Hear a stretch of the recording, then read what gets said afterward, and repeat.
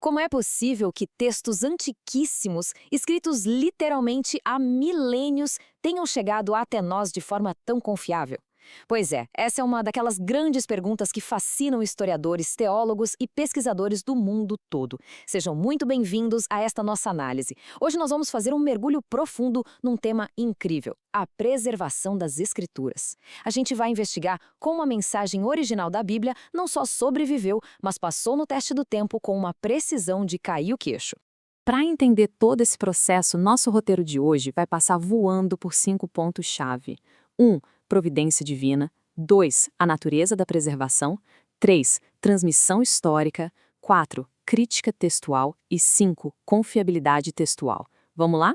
Começando pela seção 1, Providência Divina, a nossa base de tudo. Para a gente entender a visão teológica reformada sobre esse assunto, a gente precisa ir um pouco além do simples esforço humano, sabe? Existe uma âncora filosófica aqui. O profeta Isaías diz com todas as letras que tudo na criação é passageiro. A erva seca, a flor murcha, mas a palavra permanece. Então a premissa central é basicamente essa. Se o texto original foi inspirado divinamente, existe uma garantia lógica e fundamental de que a essência da mensagem nunca, de jeito nenhum, seria engolida pelas areias do tempo. Tá, mas o que providência divina quer dizer na prática? Bom, as fontes explicam que isso não significa que o esforço humano foi descartado. Muito pelo contrário, trata-se do governo soberano sobre a história, garantindo que a preservação acontecesse através de meios históricos completamente ordinários, ou seja, através do trabalho duro das pessoas. A preservação não foi um golpe de sorte ou um acaso. Ela é um ato profundamente enraizado no caráter de um Deus fiel e imutável. O que nos leva direto para a seção 2, a natureza da preservação. Olha, tem um mito enorme circulando por aí sobre o que significa dizer que a Bíblia foi preservada. Muita gente acha que rolou uma transmissão meio mágica, onde cada escriba produziu cópias impecáveis, matematicamente idênticas. A teologia e a história deixam claríssimo que isso não é real. O fato é que a preservação diz respeito à substância essencial e à mensagem do texto.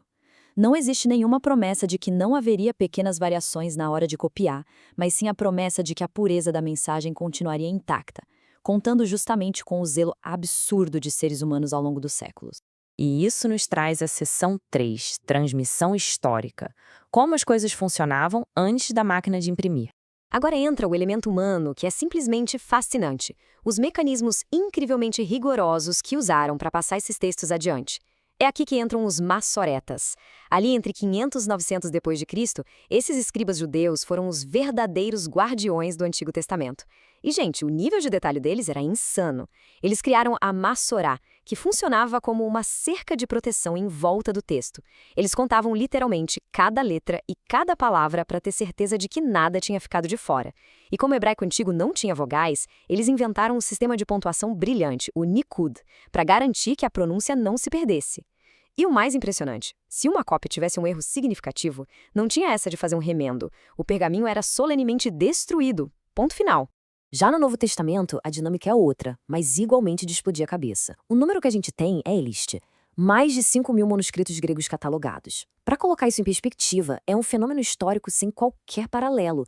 Nenhuma outra obra da antiguidade chega nem perto dessa montanha de documentos. Isso cria uma base de dados gigantesca, perfeita para cruzar informações. E é exatamente por causa disso que vamos para a seção 4, crítica textual. Pensa comigo, com milhares e milhares de manuscritos copiados à mão, é óbvio que iam surgir algumas diferenças entre eles, né? É aí que entra a crítica textual. Esse nome pode parecer intimidador ou até mesmo uma ameaça para alguns, mas no mundo acadêmico é o oposto. É uma ferramenta científica maravilhosa. Ao comparar essas pequenas diferenças, ou variantes, os estudiosos conseguem traçar a árvore genealógica dos textos, filtrando qualquer errinho de cópia para chegar no texto original com uma segurança absurda.